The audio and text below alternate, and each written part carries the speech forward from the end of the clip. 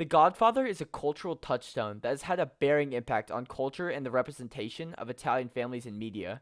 It is undoubtedly a masterpiece of a film that is well kept together by a superb cast, dark and moody cinematography, and direction of scene that amplifies the film's strong, sinister themes.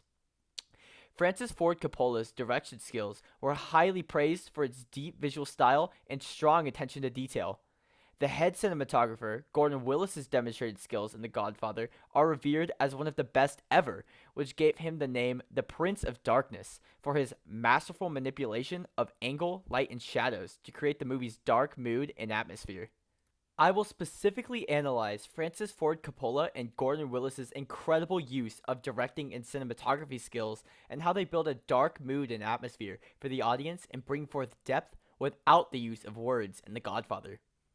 I will explain this through the tense scene of Michael Corleone's assassination on Sollozzo and Captain McCluskey, and the ending scene of Connie whining about how Michael killed her husband. The scene of Sollozzo's assassination is undoubtedly one of the, if not the most tense scenes present in The Godfather, and is not only due to Al Pacino's exceptional acting performance, but I'd say is even more so because of the brilliant use of powerful cinematography and mise-en-scène to create mood and understand the powerful scene. When Michael is excused to the bathroom after being patted down, he searches for and finds the planted black revolver. The black color, I believe, is very significant mise-en-scène, as Coppola and Willis constantly use the color black through darkness and shadows to represent the mysterious and evil Italian mafia. But now this is actually characterized by a physical black gun. Michael, who pledged to stay away from his dark family business at the beginning of the movie to Kay, That's my family, kid. It's not me. now holds the black revolver that symbolizes the evilness of the mafia that he is now partaking in. Michael then moves to the center of the room, where the camera angles downward at Michael with his hands slowly pressing his head together. This meaningful high-angled shot of Michael is to reinforce the idea that this is Michael's first huge take of action, and he feels weak and anxious to be partaking in the dark side of his family business. The high-angled shots continue throughout the scene to convey anxiousness before the final and most powerful shot of the whole scene. A high shot paired with a long and slow, uncomfortable zoom into Michael's sporadic eyes that makes such a nail-biting scene. This high-angled shot conveying Michael feeling small and his sporadic eyes make the audience sit on the tip of their seats, waiting and wondering how and when the overwhelmed and once innocent man will inevitably act and make his debut into the dark part of his family business. But once he finally does, the cinematography and mise-en-scène blip.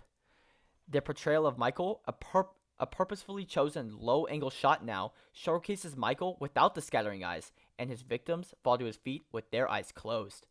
The timid and uncomfortable mood made by the initial high-angle shots and anxious body language of Michael Corleone juxtaposes the low-angle shots and confident movements Michael makes after pulling the gun on Sollozzo. Now to analyze the underappreciated scene of the upset Connie confronting Michael about killing her abusive husband as revenge for causing the death of his brother Sonny.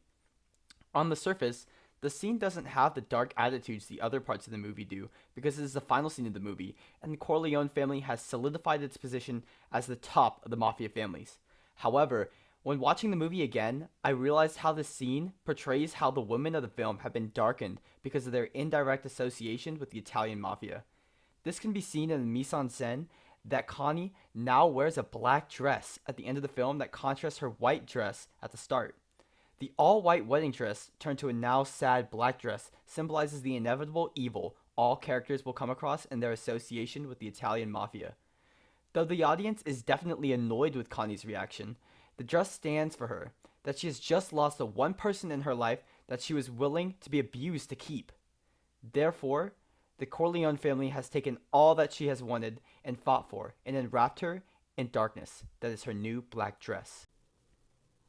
In the same scene, dark cinematographic lighting of Michael's wife's face is used to build the sad and dark atmosphere of her witnessing her love become distant and enwrapped in a world of violence he previously ensured he was not a part of. At the beginning of the movie, Kay is portrayed in natural lighting, in a bright scene with little to no shadows showing Kay's happiness. However, in the ending scene, dome lighting is used to put evident dark shadows on Kay's face to create chiaroscuro lighting. The juxtaposition of natural lighting, void of shadows to portray Kay at the start of the movie, to the now dark low-key lighting at the end, conveys Kay's sadness from seeing her husband become suspiciously distant from her with his affairs and becoming the head of the murderous mafia. Thus, although the Corleone family won at the end of the movie in terms of business, this dark cinematography tells the sad story of how entanglement in the world of crime brings actual darkness in a way we can see.